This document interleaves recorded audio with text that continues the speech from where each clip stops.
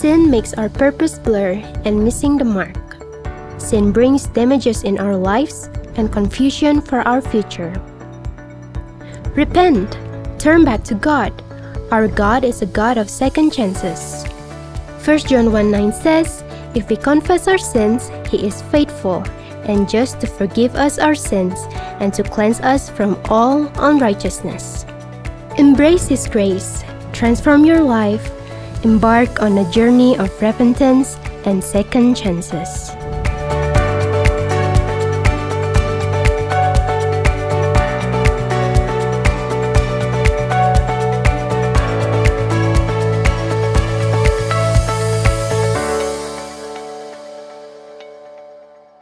Siapa yang pernah membunuh?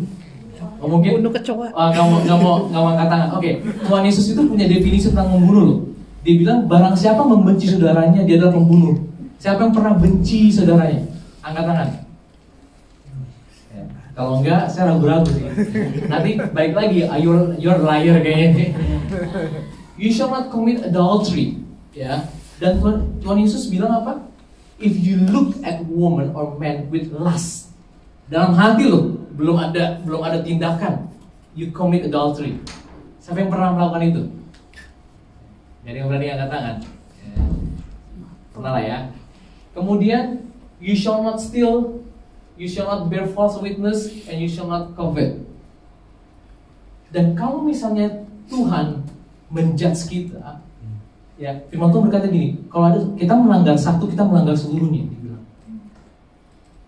If ini kita lagi cuma simulasi, ya anggap aja ini mau sebelum hari penghakiman, sebelum saudara datang ke audisi Indonesian Idol, saudara harus ngaca dulu, ya ngaca dulu nih, ya. Kalau misalnya hari ini saudara meninggal dan saudara berdiri di penghakiman, ya entah saudara percaya atau nggak percaya, if God judge you based on these 10 commandments, are you guilty or innocent? Guilty. Heaven or hell? Hell. Benar, karena firman Tuhan berkata, don't you realize that those do wrong will not inherit the kingdom of God? Don't fool yourself. Dan bahkan firman Tuhan berkata gini, if your eyes causes you to sin, pull it up. It's better to enter the kingdom of God with only one eye than to have two eyes and be thrown into hell. Bayangin, Tuhan Yesus bilang gini, kalau mata kamu menyesatkan, mendingan cugil aja daripada salah satu tubuh itu masuk neraka, ya kan? Mendingan tanpa mata masuk ke kerajaan surga, dibilang begitu. Dengan katanya apa sih? Kemarin saya minggu lalu atau 2 minggu lalu saya tanya, siapa yang mau jual matanya 10 juta dolar? Oh, si Brian mau ngangkat ya katanya. Saya mau. Dia mau dibilang. Kalau dua mata ada yang mau nggak? Wah, saudara punya 100 juta. Saudara nggak punya uang 100 juta tanpa mata juga nggak bisa liburan, benar nggak? Apa coba? Semuanya jadi gelap. Tiba-tiba semua jadi gelap. Nah, kalau mata aja kita nggak mau, ya, mau trade off gitu, nggak mau kita jual, apalagi jiwa kita, soul kita, itu maksud Tuhan. Banyak orang menganggap remeh tentang jiwa ya. Saya percaya bahwa setiap daripada kita ini ke New Zealand, udah spend waktu belajar berapa tahun, saudara dan saya itu sedang membangun cuma hanya kehidupan yang 60 tahun lah, ya. Anggaplah 20 tahun udah lulus kuliah kerja dan kemudian usia produktif sampai 65, habis itu apa? Meninggal. Ya kan? Tapi sedikit orang yang memikirkan tentang the afterlife. Ya. Ayo kita ke gereja, enggak ada waktu. Maunya belajar. Ayo. Kita anggap remeh jiwa kita, padahal ini adalah the afterlife. Itu benar-benar gak pernah habis loh.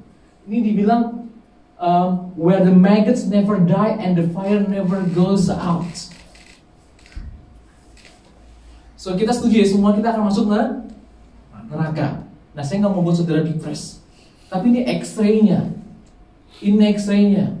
No one is good. If you think you are good, nah, agama lain semua mengajarkan bahwa kita harus berusaha melakukan yang baik, ya, untuk memberatkan timbangan supaya kita baik. Tapi nggak ada ukurannya. Seberapa besar kamu harus berbuat baik supaya kamu diselamatkan? None is good. Cuman God is good. Nah kemudian X-ray resultnya adalah bahwa kita pasti masuk neraka. Karena firman Tuhan berkata begini, for the wages of sin is death. Upah dosa itu adalah maut.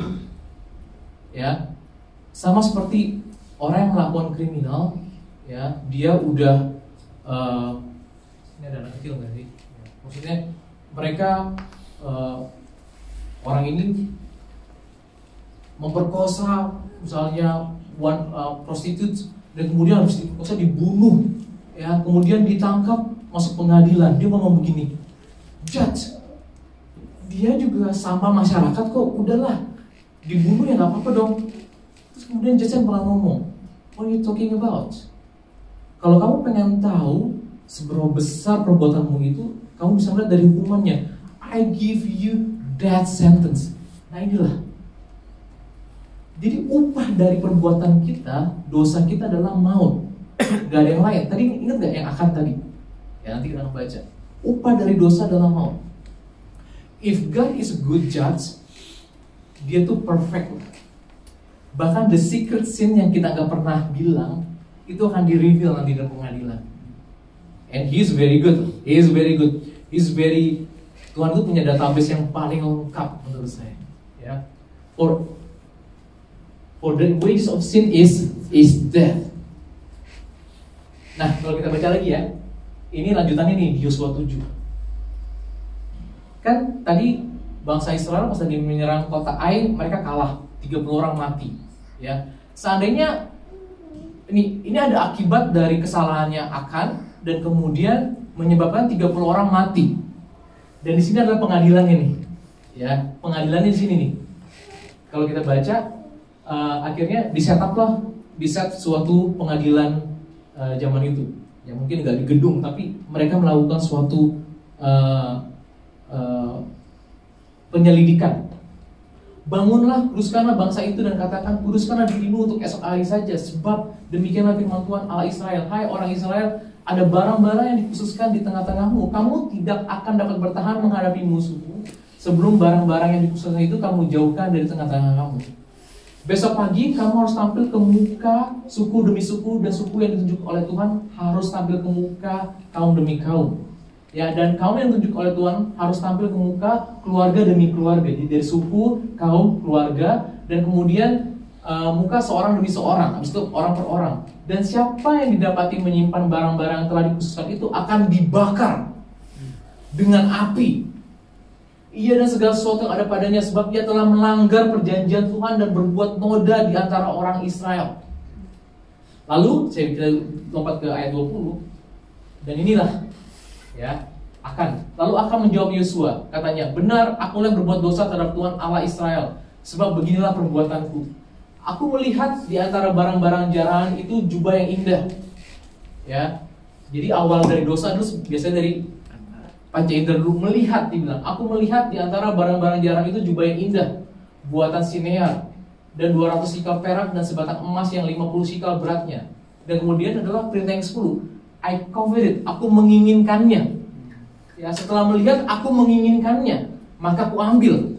Still, semuanya itu disembunyikan dalam kemahku dalam tanah, dan perak itu di bawah sekali. Nah, kemudian ada keputusan pengadilannya. Saudara ada yang ngomong gini, apa yang supaya saudara bisa diselamatkan oleh Tuhan? Ada yang berani jawab gak? Banyak orang ngomong gini, saya bantu deh. Banyak orang bilang mengaku dosa, mengaku. Saudara dalam mengaku itu gak membantu saudara dalam pengadilan. Justru dalam pengadilan ya, kalau saudara berbuat jahat saudara mengaku, good. Ya, baik, bagus, kamu udah membuat pengakuan. Misalnya, saya minta maaf judge, saya gak berbuat lagi. Iya, bagus, kamu membuat pengakuan. Justru kamu gak harus melakukan, tapi ada punishment yang harus dilakukan. Bener gak? Coba saudara lakukan. Atau kamu ini saudara ngomong sama hakim begini, but judge, I have done good things. Saya sudah beramal, saya sudah memberikan uang saya sudah membantu orang-orang tua, saya sudah melakukan yang baik. Si judge juga akan ngomong, what are you talking about? Benar gak? Di pengadilan itu, we are talking about the crimes that you did, not the good things you did. Jadi pengakuan tidak akan menolong saudara. Penyesalan juga akan nggak menolong saudara. Ini, bener nggak? Dia nyesel nggak? Akan. Ngaku loh, benar akulah pelakunya. Tapi apa yang terjadi? Ada hukumannya. Seperti engkau mencelakakan kami, maka Tuhan pun mencelakakan engkau pada hari ini. Lalu seluruh Israel melontari dia dengan batu, semuanya dibakar dengan api dan dilempari dengan batu. Sesudah itu didirikannya lah di atas suatu timbunan batu yang besar yang masih ada sampai sekarang. Lalu apa? Surutlah murka Tuhan yang menyala-nyala itu. Artinya apa? Justice has been satisfied. Ya benar ya. Banyak orang di Indonesia tuh ada pencurian dan sebagainya, pas lagi hakim memutuskan mereka langsung lega, wah, justice has been satisfied.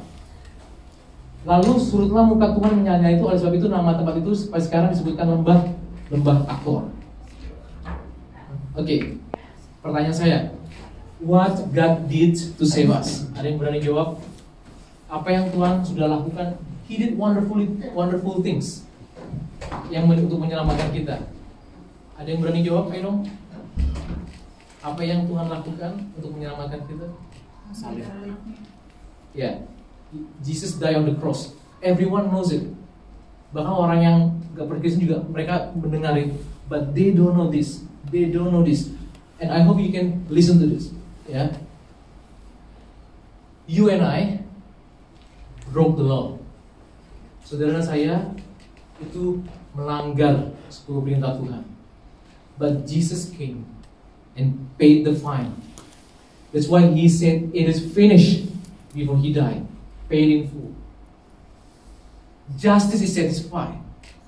Dia datang 2000 tahun yang lalu. Dia mau mati buat kita.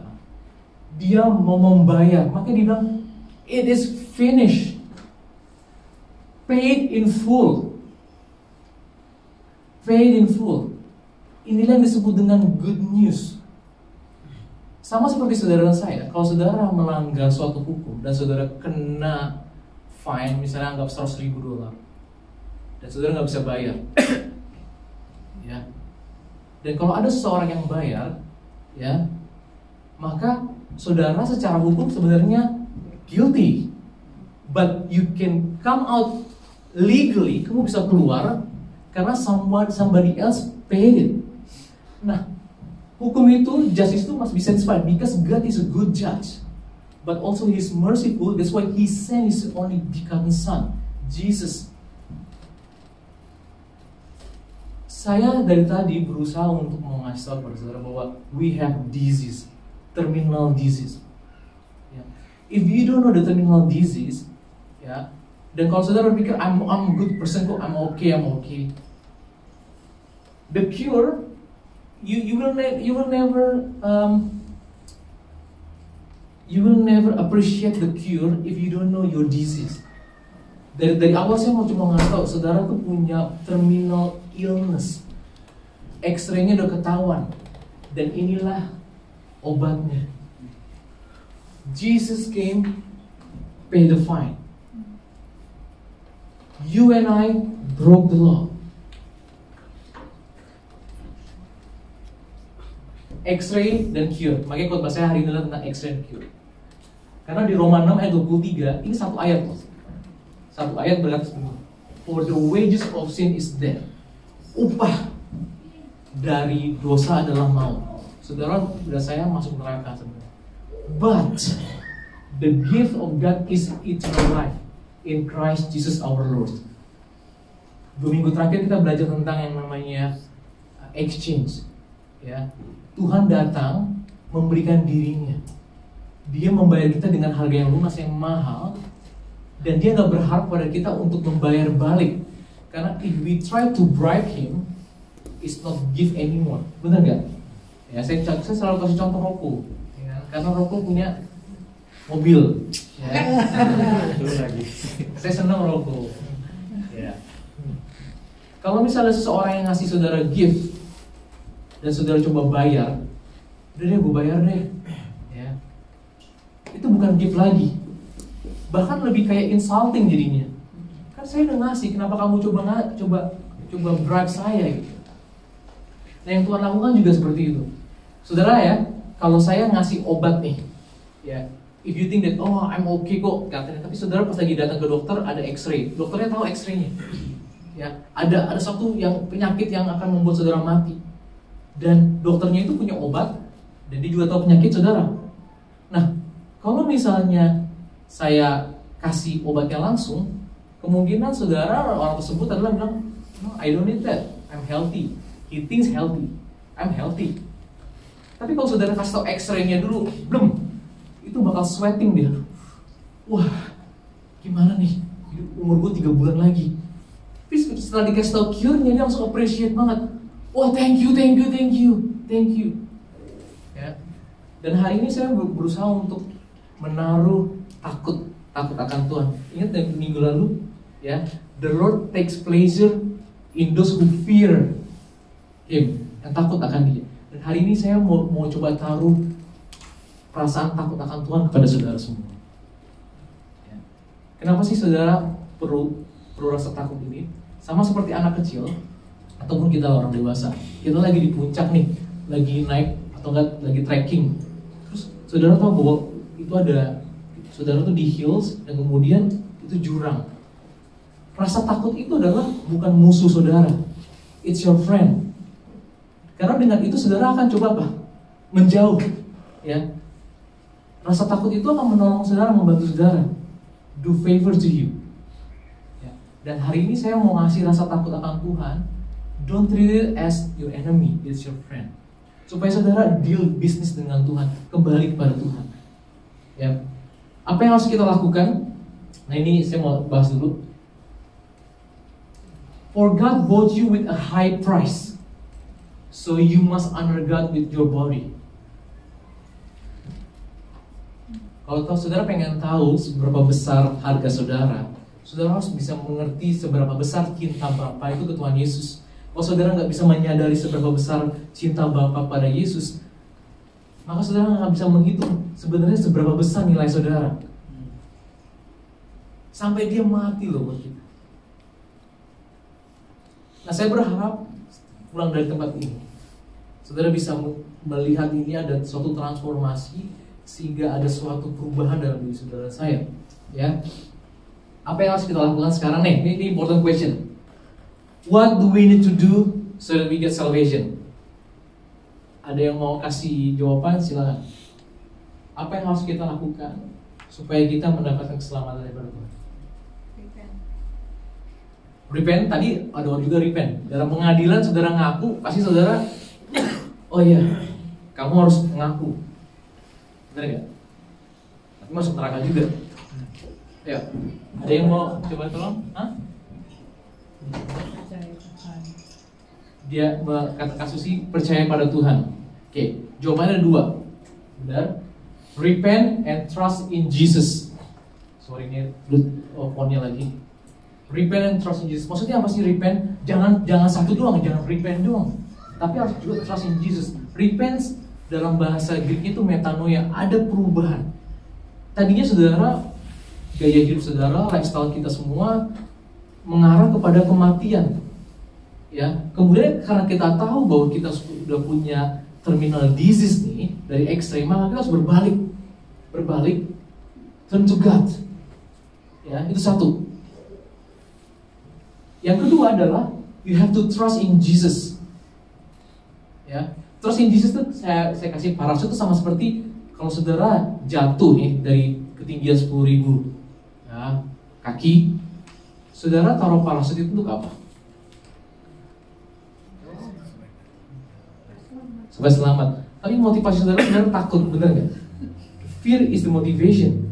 Kamu takut jatuh, takut hit the ground. Ya. Saat kita percaya, kalau misalnya ada saya sama rokok lagi ya, terus rokoknya bilang, saya udah pasang parasut gitu, si rokoknya bilang, gue nggak mau pasang parasut. What are you talking about? We know that parasut itu kan bisa tolong kamu, makanya saya akan coba lilit dia. Ayo pakai parasut ini. Nah, banyak orang melihat parasut bisa menyelamatkan, tapi nggak berani, nggak mau mengenakannya. When you trust in Jesus itu like you trust in parachute. Kamu nggak bisa menggunakan tangan kamu pas lagi jatuh di pesawat. No, don't depend on yourself, your performance. You cannot save yourself, nggak bisa.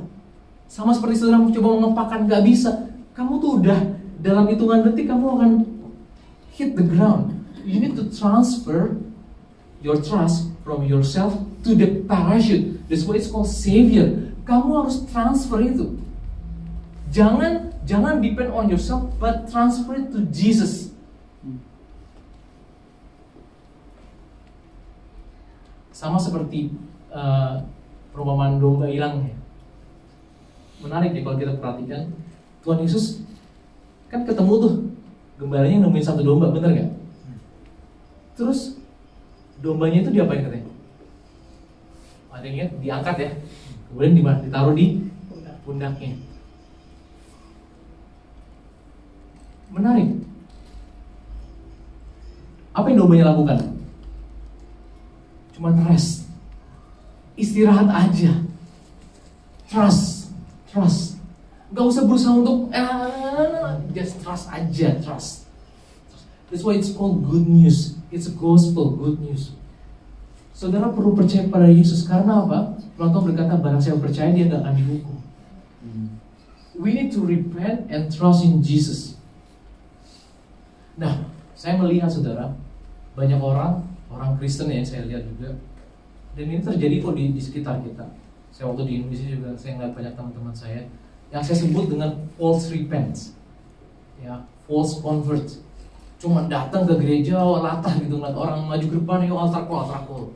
Tapi mereka nggak mengerti prinsip bahwa, hey guys, you are in the death row sentence sebenarnya, and you need someone to pay your fine. Akhirnya apa yang mereka lakukan? Karena mereka nggak mengerti, ya, karena mereka nggak mengerti. Saudara, kalau sesuatu yang saudara nggak mengerti, maka saudara nggak akan value it. Percayalah. If you don't understand something, you don't value it. Kalau saya kasih kunci gitu ya, kunci mobil ke anak saya.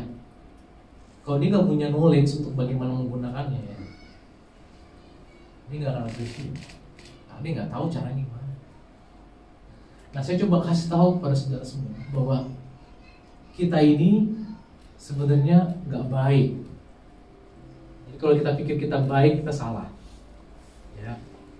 Dan kita butuh seorang pribadi yang menyelamatkan kita, itu Yesus. Dan true repentance, saya tahu dari mana orang itu melakukan true repentance, adalah dari buah fruitnya. Kalau saudara setiap hari ya gak pernah baca firman Tuhan, itu menurut saya dipertanyakan apakah saudara benar-benar bertobat atau enggak. Karena Bible is the manual book for us. Everything that you have nih ya, ini keyboard ini tuh ada manual booknya. Ini juga ada manual booknya. Ini ada manual booknya. Ini ada manual book. Menandakan bahwa bagaimana device ini berfungsi. Baca manual book. Nah, kita ini kompleks sebenarnya. Dan oleh karena itu manual book itu tebal banget. If we never read that book, ya, ingat tadi, manusia hidup bukan dari roti saja, tetapi dari setiap firman yang keluar dari mulut Allah. Kalau kita nggak pernah makan, kita nggak pernah coba disiplin diri kita untuk ngasih makan roh kita, menurut saya itu nggak true repentance. Ini menurut saya, just matter of time. Tunggu waktu aja, pasti saudara akan backslide, akan kembali ke jalan yang lama. Dan saya berharap mulai hari ini saudara mengerti bahwa Jesus came to pay your fine itu nggak sembarangan loh. Dia tuh nggak iseng-iseng loh. Dia datang ke dunia ini untuk memberikan dirinya untuk kita. Karena itu saudara, demi kemuliaan Allah menasihatkan kamu supaya kamu apa? Mempersembahkan tubuhmu sebagai persembahan hidup yang kudus dan yang berkenan kepada Allah. Itu adalah ibadahmu yang sejati. Proper worship. Janganlah kamu menjadi serupa dengan dunia ini, tetapi berubahlah oleh pembaruan budimu, sehingga kamu dapat membedakan manakah kehendak Allah, apa yang baik, yang berkenan kepada Allah, dan yang sempurna. Kalau saudara mau bisa mempersembahkan persembahan hidup, saya pernah ngomong, yang hidup itu apa sih? Dulu tuh kalau korban mati, disembelih mati, kita tuh harus jadi persembahan yang hidup. Kita ditaruh di altar bisa kabur, nggak mau. Artinya ada free will juga. Sebelum kita bisa melakukan ayat 1, saudara harus melakukan ayat 2. Karena saudara supaya dapat membedakan mana kehendak Allah, apa yang baik yang berkenan pada Allah yang sempurna, saudara harus berubah dulu cara berpikirnya. Bagaimana caranya? Baca Alkitab. Read the Bible. It's a must. Dan waktu saudara datang kepada Tuhan, ini yang dikatakan born again dalam Yohanes 3. Waktu saudara repent and trust in Jesus, there is a first miracle yang terjadi dalam diri kita. Ada perubahan, ada suatu hasrat di mana hati kita tuh suka dengan namanya terang. We love the light. Kriminal tadi kan sukanya gelap-gelap, bener gak? Ngeliat polisi maunya ngejauh. Nah saat kita udah born again, God give us new heart, sehingga kita menyukai firman-Nya. Kita tadinya yang suka nonton yang pornografi dan sebagainya, kita no, it's not my things anymore. Karena kita diberikan hati yang baru. Tadi kita suka bohong, everyone does it. Kita follow the culture, everyone does it. Semuanya juga gitu. Nah, setelah kita born again, we have a new heart. Tadinya, saya suka sama-sama cowok, sama-sama cewek, sama jenis. When you born again, you have a new spirit. Aku nggak suka itu lagi. Jadi solusinya adalah cuma born again, repent and trust in Jesus and bear fruits. Itu menandakan bahwa kita benar-benar true repentance. Ya, kalau enggak saudara, karena Firman Tuhan berkata kalau saudara di tengah-tengah, nggak panas, nggak dingin, ya, nggak panas, nggak dingin, saudara akan dibuang, dimuntahkan. Ya. Dan saya berdoa hari ini, you see that light, ya. Dan saya nggak mau mengundang atau membawa saudara untuk doa terima keselamatan atau datang kepada Tuhan Yesus untuk menerima Tuhan Yesus sebagai Tuhan dan Juru Selamat. Karena kalau kita baca di Alkitab juga nggak ada yang kayak begitu. Ya. Daud, ingat nggak Daud waktu dia habis membunuh Uzia, ya masih ingat cerita itu? Dia kan ngambil istri orang, terus suaminya dibunuh. Dan kemudian Nathan datang dong, ngingetin dia, kamu berbuat dosa. Nathan juga nggak bilang, ayo bertobat, enggak, izinnya sama Nathan ditinggal. Abis itu Daud, dia mengalami pertobatan pribadi dengan Tuhan, makanya ditulis Mazmur 51 tuh, penyesalannya dia sampai ditulis sendiri. Itu udah hubungan dia sama Tuhan sendiri. Nah saya mau saudara pulang dari tempat ini, you think about it. Karena we never know when we die. Dan ini masalah keselamatan. Kalau dari 1 sampai 10, kekristenan saudara itu harus 10. Kenapa saya bilang gitu? Karena ini masalah parachute. Kalau misalnya nggak tight ya, cuma 7. Well, it's about your eternity. Make sure it's 10, bukan 7, 10. Ya, saudara mau melakukannya itu? Ya, are you sorry for your sins? I think so. Karena kalau tidak saudara, saya sebenarnya nggak mau ngomong kayak gini, cuman the truth ya, hell is waiting for us. But God is a good judge, but also He is full of mercy. He provides salvations. What we need to do today, repent and trust in Jesus.